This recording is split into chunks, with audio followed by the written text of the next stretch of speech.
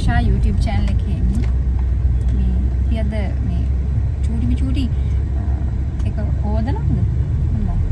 ඔව් ඉතින් ඕදනක් තමයි ඒකේ. තමයි මේ වර්තමානයේ මේ ඈතකට ඇතුළු සිද්ධියක් සම්බන්ධයෙන් ඉතින් මේක මේ සිද්ධ වුණේ මේ මම හිතන්නේ දවස් කිහිපයකට කලින් මේ ගෑනු ළමෙක් බයිසිකල් එක චේන් එකක් දාගෙන යනවා කෙනෙක් පිටවස්සෙන් එනෝගෙන ඇවිල්ලා ළමයා බයිසිකල් වටලා චේන් එක කඩාගෙන ඊළඟට ඒ බයිසිකල් යන්න හදද්දී හොරා වාසනාව ප්‍රගත පිට හිතේ කෙනෙක් කොහොම හරි නවත්තගෙන ඌ ගහලා කොන කරලා බේරගත්ත වැඩේ හරි. නමුත් අපි මේ කල්පනා කරනවා ඇත්තටම ගෑනු ළමයි වුණාම ලස්සනට අදින්න ඕන පළඳින්න ඕන ඒක හරි.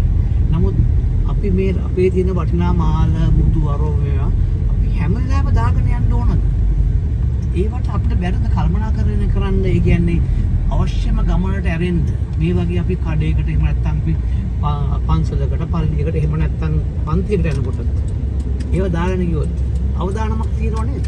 මේ රටේ දැන් ආර්ථිකීය ප්‍රශ්න අරමෙන්ද මිනිස්සු සමහර මිනිස්සු කට්ටියක් ඉන්නවා පල්ලි හොයන්න පෙළඹෙනවා එක වංචනික ක්‍රමවල. ඕක තමයි හොරකම ඉතින්. එතකොට දැන් ඒක අපිට වළක්ව ගන්න හොඳම දේ තමයි අපි දැනගන්න ඕන ඒ අයට අවස්ථාවක් නොදී ඉන්න. අපි අවශ්‍ය දැනට විතර අපි දැනනවා නම් අපිට ආරක්ෂාව තියෙනවා කියලා අපි එදාට හොඳට ඇඳලා යනවා.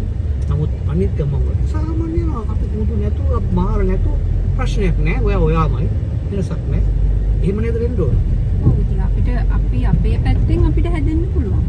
එහෙම වුණා නම් ඒගොල්ලොන්ට තියෙන අවස්ථාව නැති වෙනවනේ. එහෙම දෙයක් කරන්න පෙළඹෙන එක සහ ඒ අවස්ථාව ඒගොල්ලොන්ට නැති වෙනවා. ඒකට මම හිතන්නේ ඉතින් අපේ පැත්තෙන් අපිට අනිත් අයව හදන්න බැරි වුණත් අපිට පුළුවන් අපේ පැත්තෙන් අපිට හැදෙන්න. නේ? එයාට අවස්ථාවක් නොදී ඉන්න. ඒ වගේ දේවල්. නොදී. ගොඩාක් ඒ වගේ පැතිකඩ අපේ රටේ දකින්නවා අපි විහිං මිනිස්සුන්ට අපි අවස්ථාව ලබා දෙනවා. ඒ මේ අපරාධය කරන්න. ඔය එක උදාහරණයක් විතරයි. ගොඩක් දේවල් අපි ඉස්සර කතා කරා. අපි ආයිත් ඒ වගේ වැඩසටහනකින් ඔන්න අපි දැන් අපි ගමනාන්තයට යමු. අපි ගමනාන්තයට යමු.